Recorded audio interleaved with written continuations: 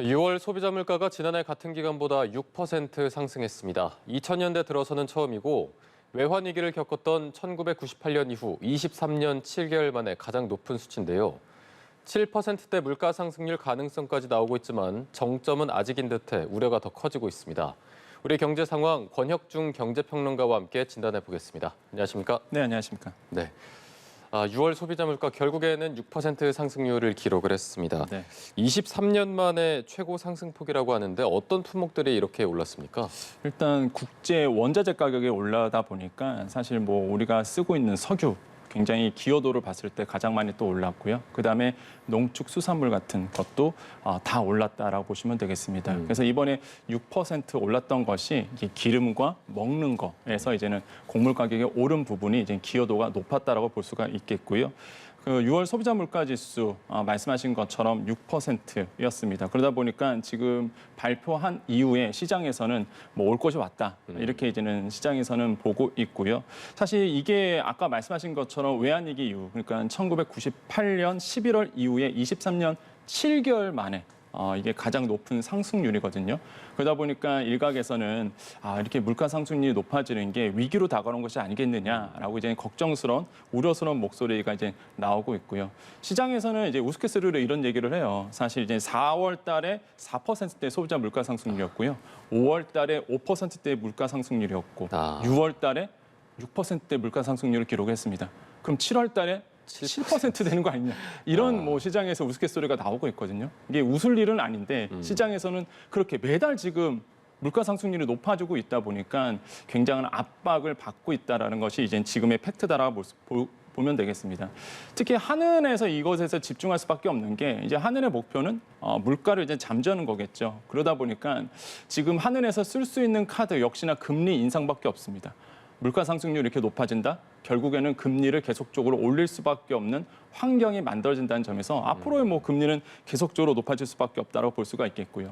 특히 또 시장에서 주목하고 있는 게 체감 물가 지수입니다. 이게 지금 7.4%. 그러니까 봤을 때 체감 물가 지수가 높다는 얘기는요. 결국에는 장바구니 물가라고 얘기하죠. 우리가 이제는 주부들이 많이 쓰는 먹는 거, 쓰는 거, 소비재 이런 것들이 이제 물가가 굉장히 높아지고 있다는 것을 반증할 수 있겠다. 그래서 휘발유 가격은 31%, 돼지고기가 18%도 올랐고요. 무엇보다 또 근원물가 지수도 올랐습니다. 그러니까 변동폭이 큰 뭐 석유라든지 아니면 농산물 이런 것을 제외하고의 물가 지수. 그러니까 근원물가 지수도 많이 올랐다는 것을 봤을 때에 물가가 전반적으로 크게 뛰고 있는 모습. 그래서 한은도 아까 말씀드렸지만 뭐 이게 우리나라의 문제뿐만 아니라 글로벌적인 공급 차질. 이게 사실 공급과 수요가 복합적으로 이루어지고 있어요. 공급도 안 되죠. 그다음에 일상으로 회복이 되면서 수요가 폭발하죠. 그러다 보니까 당분간 계속적으로 물가는 높아질 수밖에 없다라고 생각을 해보겠습니다. 네, 지금 뭐 비싸도 너무 비싼 상황이고 네. 아까 앞서 언급해 주셨지만 농수산물 가격까지 들썩이고 있어서 그렇다면 이제 소비자들이 뭔가 소비 심리가 더 위축되는 그런 상황으로 이어지지 않을까요? 그렇죠. 소비 심리가 위축될 수밖에 없습니다. 뭐 말씀하신 것처럼 내 월급 빼고 다 올라 이렇게 볼 수밖에 없거든요. 그러다 보니까 지금 소비하는 데서 주춤할 수밖에 없다라고 볼 수가 있겠고요. 밥상 물가 위주로서 사실 이렇게 물가가 많이 뛰고 있다 보니까 이제 주부들의 이제 지갑이 좀 낮아질 수밖에 없고 특히 이제 서민 경제의 고통이 좀 가중되고 있다라고 좀 생각을 해보겠습니다. 근데 이게 문제가 정점이 아니라는 거죠. 아까도 계속 말씀드렸지만 정말로 7%대 물가 상승률을 기록할 수 있게 됩니다. 그렇게 된다 그러면 역시나 왜 그렇게 되겠냐를 봤을 때 6월 달 물가 지수는요. 6월 달에 이 물가 상승률은 공공요금이 포함되지 않았거든요. 그런데 아시겠지만 7월부터 공공요금이 오릅니다. 네. 전기랑 가스가 동시에 오르거든요. 서울의 4인 가구 기준으로 봤을 때 전기요금이 1,535원 정도 오르게 되고요. 그다음에 가스요금이 한 2,200원 정도 오르게 되면서 4인 가족 기준으로 봤을 때 한 3,700원 정도 오르게 됩니다. 이게 이제 반영이 돼요. 물론 그 6월의 물가 지수를 봤을 때 물가 상승률을 봤을 때 기여도를 봤을 때 공공요금은 그렇게 뭐 큰 기여를 하지 않았습니다. 근데 7월부터는 이제 공공요금이 반영되다 보니까 아마 그 7월 달부터의 오르는 물가 상승률에 큰 영향을 줄 줄 가능성도 없지 않아 있다라고 볼 수가 있겠고 그 또 최근에 또 신용평가사죠. S&P가 이런 얘기를 했습니다. 올해 한국 물가 상승률을 5% 정도 전망한다라고 보고 있는데 그러니까 정부가 생각했던 것보다 한 4.8%보다 더 높은 수치거든요. 그래서 연입니다. 연 5%다 보니까 아마 이번 연도의 물가 상승률은 굉장히 좀 고물가 상태로 계속 지속될 것이다. 이렇게 이제는 평가를 하고 있습니다. 뭐 통계청은 이런 말도 했습니다. 5%에서 7% 사이 이 정도도 솔직히 뭐 배제할 수는 없다 이런 얘기를 하면서 시장에 어느 정도 시그널을 줬거든요. 이 정도로 물가 상승률이 높아질 거니까 어느 정도 이제 대비를 하라는 시그널을 줬다 이렇게 이제 인식을 할 필요가 있겠습니다. 네, 지금대로라면 뭐 아까 말씀하신 대로 7월 달에 7%, 8월 달에 8%도 충분히 가능할 것처럼 보이는데 네. 뭐 12월까지 12%가 오를 것 같진 않은데 네. 하반기 경제 상황을 좀 저희가 어떻게 봐야 될까요? 일단 하반기에 봤을 때요. 실제 이제는 물가가 오른다는 얘기는 아까 말씀드렸지만은 한국은행 입장에서는요. 이제 그러니까 기준금리를 높일 수밖에 없는 상황으로 가게 됩니다. 그래서 시장에서는 지금 이런 얘기를 하죠. 과연 이제 빅스텝을 밟을 것이냐, 빅스텝을 안 밟고 그냥 베이비 스텝으로 갈 것이냐 이런 이제는 시장에 이제는 예상들이 나오고 있는데 일단은 뭐 빅스텝으로 갈 수밖에 없지 않겠느냐 이렇게 보고 있습니다. 뭐 첫 번째로 본다 그러면 아까도 말씀드렸지만 6월에 그 기대 인플레이션이 굉장히 좀 높아졌거든요. 그러니까 기대 인플레이션이 뭐냐면 시장 주체들이요. 1년 동안 이제는 그 물가 상승률은 어떻게 될 것이냐 그 전망치입니다. 기대 인플레이션이 지금 보니까 6월에 소비자 동향에서 봤더니 3.9%로 나왔습니다. 이게 5월보다 0.6%포인트 정도 높은 거거든요. 먼저 이게 뭐 3.9%의 의미는 뭐냐면 2012년 4월 이후에 10년 2개월 만에 가장 높은 수치고 뛰어오르는 0.6%포인트 정도 5월보다 그렇게 많이 뛰었거든요. 이게 상승폭을 봤을 때 2008년 이후에 가장 높은 수치입니다. 그러다 보니까 뭐 기대 인플레이션이 높아진다. 그러면 이제 시청자들 그럴 거예요. 아니 그 기대 인플레이션이 높아지면 뭐가 변하는 건데 이럴 수도 있는데 한은에서 최근에 이런 얘기를 했습니다. 한은이 가장 걱정하는 시나리오가 이런 거거든요. 기대 인플레이션 높아진다 그러면 내 월급 빼고 다 오른다고 보거든요. 그러면 당연히 노동자들은 근로자들은 월급을 올려달라고 얘기를 합니다. 당연하겠죠. 그럼 기업들은 그 월급을 올려주기 위해서 당연하게 물건값을 올리게 되고 그러면은 물건값이 오르게 되면 물가 상승이 되잖아요. 근데 문제가 뭐냐면 한은이 가장 걱정하는 게 이게 고착화될까 봐. 그러니까 한 사이클 돌고 두 사이클 돌면서 이게 점점 계단식으로 물가가 높아지는데 떨어질 기미가 안 보이고 이게 딱 고착화돼 버리는 거죠. 그래서 이제는 이창용 한은 총재가 최근에 인터뷰를 통해서 이런 얘기를 했습니다. 한마디로 이제는 피드백 효과라고 얘기하는데 물가와 이제 임금의 상호작용이죠. 임금이 물가를 떠받치고 또 물가가 임금을 더 떠받치는 이런 상호작용에 대해서 주의할 필요가 있다. 그래서 이거를 모니터링을 강화하겠다고 말할 정도로 지금 이제는 이 물가 상승에 대한 하반기에 부분이 이제 논의가 되고 있다고 볼 수가 있겠고 또 한 가지 빅스텝으로 갈 수밖에 없는 게 금리 역전입니다. 지금 상단, 미국의 금리 상단과 우리나라의 기준금리 1.75% 똑같거든요. 금리 상단이라는 게 어떤 거죠? 일단은 미국 같은 경우는 하단이 있고 상단이 있는데요. 지금 봤을 때 미국이 1.5%에서 1.75%로 지금 기준금리가 형성이 돼 있습니다. 네네. 그럼 우리나라는 1.75거든요. 그럼 이게 미국의 금리 상단과 우리나라의 그 기준금리가 똑같아요. 그럼 만약에 우리가 이번에 베이비 스텝 밟고 미국이 이제 빅스텝을 밟는다 그러면 뭐 당연히 이거는 역전 당할 수밖에 없습니다. 그러면 우리가 그냥 시청자들도 잘 생각해 보시면 돼요. 내가 돈을 가지고 있는데 금리가 더 높은 곳으로 당연히 예치를 하겠죠. 내 돈을. 마찬가지입니다. 글로벌 투자자들 봤을 때 달러는 기축통화거든요. 달러가 이자가 더 높은 거예요. 그러면은 글로벌 투자 자금이 당연히 미국으로 흐를 수밖에 없습니다. 그럼 돈이 미국으로 흐르게 되면 당연히 우리나라의 원화 약세 현상이 일어나게 되고요. 원화 약세면 환율이 높아지잖아요. 환율이 높아진다면 또 가장 큰 문제가 수입 물가가 높아지게 됩니다. 우리나라 입장에서 물건을 외국에서 들어와야 되는데 옛날에는 1,200원을 주고 들어올 수 있는 거를 이제는 1,300원 주고 들어와야 되거든요. 그러면 당연히 수입 물가가 높아지겠죠. 이게 고스란히 또 물가에 녹여집니다. 그럼 계속 이게 또 물가가 높아져요. 그래서 이게 단순한 문제가 아니라 기준금리의 역전 현상도 사실 물가에 크나큰 영향을 줄 수밖에 없다. 그렇기 때문에 이번에 뭐 6% 물가 상승률.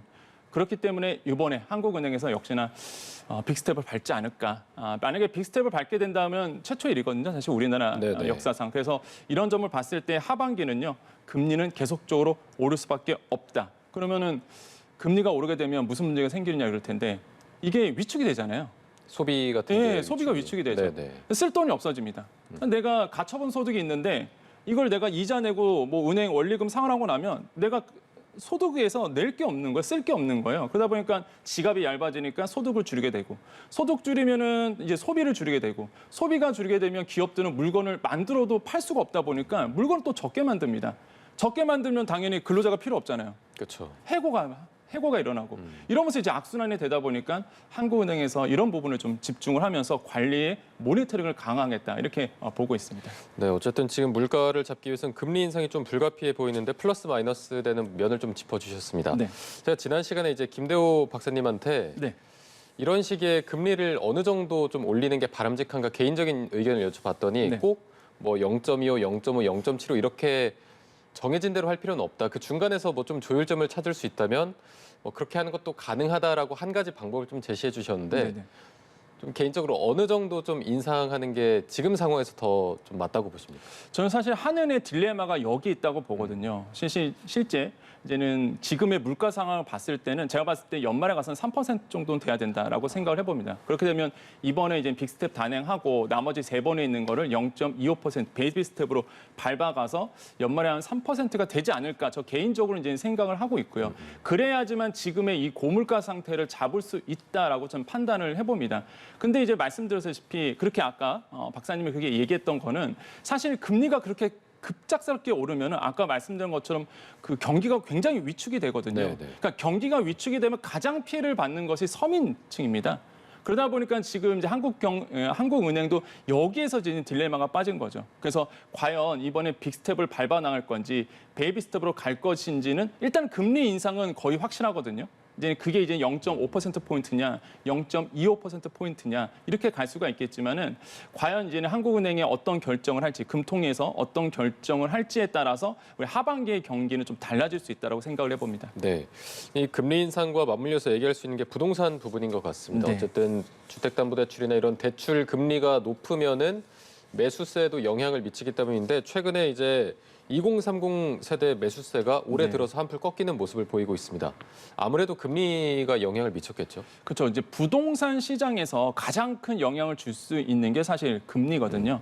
가장 그 과거에 패닉 바잉 현상이 일어났을 때 2030 세대들이 말 그대로 이제는 아파트라든지 주택에 투자했을 때 그땐 저금리 상태였습니다. 워낙 금리가 낮다 보니까 이제는 소득이 적으신 분들도 이 매수에 뛰어들었는데 지금은 이렇게 고금리 상태로 가고 있죠. 그러다 보니까 2030 세대 중심으로 지금 패닉 바잉 현상은 사라진 상태고 오히려 매수 심리가 좀 떨어진 상태다라 보시면 되겠습니다. 5월에 한국 부동산원 자료에 좀 봤는데요. 이게 통계를 봤더니 올해 1월부터 5월까지의 서울 아파트의 거래량이 7,900건 정도가 됐었는데 여기에서 30대 이하 매수 비중이 38.7%가 됐었습니다. 그러니까 40% 이하로 사실 떨어진 건데 이게 이제 반기 기준으로 봤을 때 좀 통계를 봤습니다. 2020년 상반기가 34%였어요. 이게 전체 서울 아파트 시장에서 30대 이하가 차지한 비율이거든요. 거래. 근데 2020년 상반기에 34% 하다가 2020년도 하반기에 40% 뜹니다.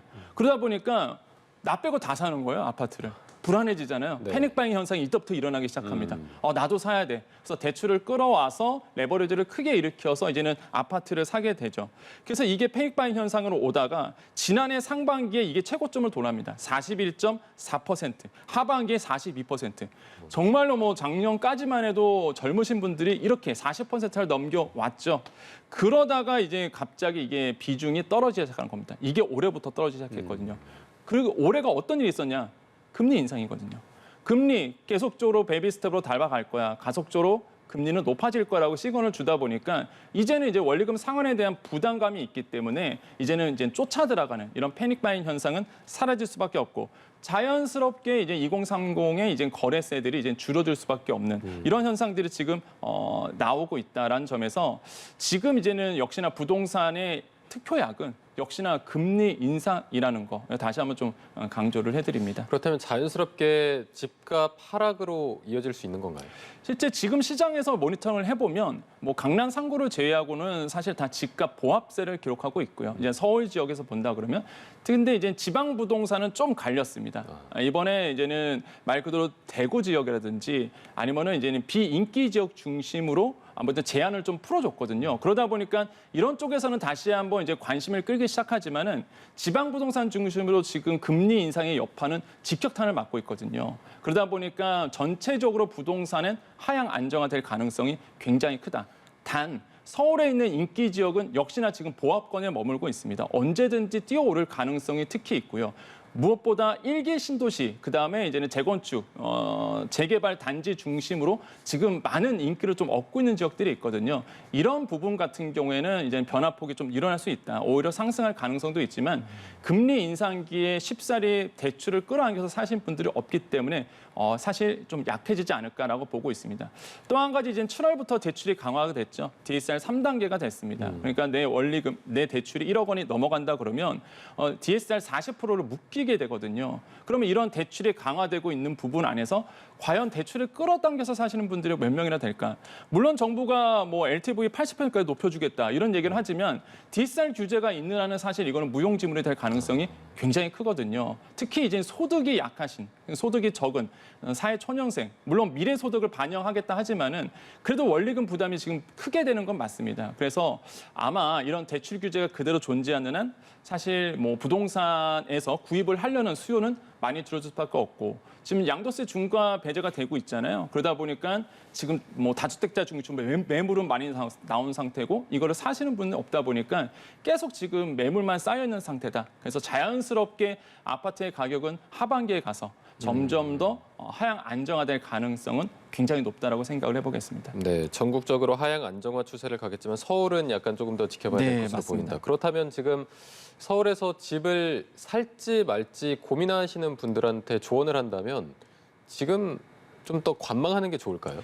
정말로 이거는 원론적인 얘기인데요. 이제 내 집 마련을 앞두고 계시는 분들, 그러니까 이제 무주택자로서 이제 나의 집을 첫 장만하신 분들은 이게 뭐 금리가 높아졌다, 나아진다 이거는 의미를 두지 말고 사실 이제는 내주택 같은 경우에는 사실 하나 장만하시는 것이 이제 심리적 안정 효과가 굉장히 좋습니다. 항상 얘기하는 거거든요. 이제 경제 쪽에서는. 그래서 이제 본인이 만약에 필요성을 느끼고 그다음에 무엇보다 원리금 상환의 능력이 갖춰져 있다.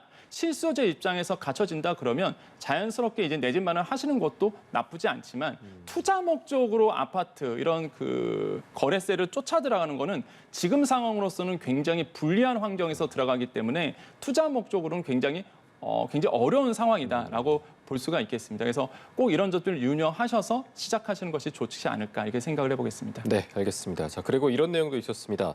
앞으로 가맹점주가 비용을 부담하는 광고 판촉 행사를 진행할 때 본사가 점주들의 동의를 네. 받게 됐는데 이게 정확히 어떤 내용입니까? 그러니까 이렇게 생각하시면 돼요. 제가 가맹 사업을 하고 있는데 일단은 내가 이제는 프랜차이즈업을 이제는 돈을 내고 가맹비를 내고 사업을 하고 있는데 갑자기 인테리어를 바꾼다든지 아니면은 뭐 판촉 행사를 한다고 해서 일방적으로 이제 본사가 진행하는 경우가 있었습니다. 그럼 저 입장에서는 그냥 쫓아다들 수밖에 없거든요. 돈을 낼 수밖에 없기 때문에 이런 것에 대해서 막자라고 해서 이제 공정거래위원회가 가맹사업법 위반 사업자에 대한 과징금 부과 기준을 이제 마련을 했습니다. 한마디로 페널티를 어느 정도로 하겠다라는 그 가이드라인이 나왔다는 것이겠죠. 그래서 이제는 바뀐 게 광고 판촉 행사를 할 때에는 사전에 약정을 체결하든지 아니면은 일정 비율, 그러니까 광고는 전체 가맹의 50% 이상, 판촉 행사는 70% 이상의 가맹점주의 동의를 얻도록 됐습니다. 이걸 어긴다? 그러면 이제 페널티로서 과징금을 부과할 수 있다라고 이제 명시를 했거든요. 그렇기 때문에 이런 불공정 행위가 이제 시장에서 사라질 것이다. 우리나라의 그 가맹점주들이 굉장히 많습니다, 사실. 그래서 이런 점들이 사회적인 어떤 비용이 굉장히 많이 초래됐었거든요, 과거에. 그래서 공정거래위원회가 이번에 이런 어떤 과징금 부과 체계를 마련했다는 점에서 좀 늦은 감도 있지만은 그래도 이제 시장의 안정화를 위해서 나왔다는 점이 굉장히 환영할 일이다라고 말씀을 드립니다. 네, 이제 그동안 가맹점주들이 본사의 어떤 떠넘기기에 대한 피해를 많이 봐왔는데 네. 이번 대책으로 그럼 실효성 있는 대책이 마련됐다 이렇게 볼 수 있을까요? 저는 뭐 수료성이 마련됐다라고 볼 수가 있겠는데 일단 부과 기준이 지금 굉장히 깐깐합니다. 일단은 위반 행위 중대성도 보고요. 또 한 가지 부당이득 발생 정도도 보고 가맹 사업자 수도 보고 가맹 본부의 규모도 보면서 일방적으로 가맹 본부를 누르겠다는 표현은 아니거든요. 이거 다 따져 보면서 실제 규제에 들어가겠다라 보기 때문에 사실 이런 부분에서는 이제 시장에서는 빨리 나아졌으면 좋았을 때지만 이제라도 이제 시작된 것은 굉장히 좋다. 그래서 만약에 이런 것을 종합적으로 봤을 때 평균적으로 관련 매출액의 최대 2%의 이제 과징금을 매기도록 되어 있거든요. 그렇게 된다면 가맹 본부 입장에서는요, 이 금액이 굉장히 큽니다. 사실 2%면은 그렇기 때문에 이제 가맹 점주들 의견도 반영이 되면서 이런 판촉 행사가 앞으로 이제 자리가 잡아갈 것이다라고 보면 되겠습니다. 네, 알겠습니다. 저희가 오늘 말씀은 여기까지 듣겠습니다. 권혁준 경제평론가와 함께했습니다. 고맙습니다. 네, 감사합니다.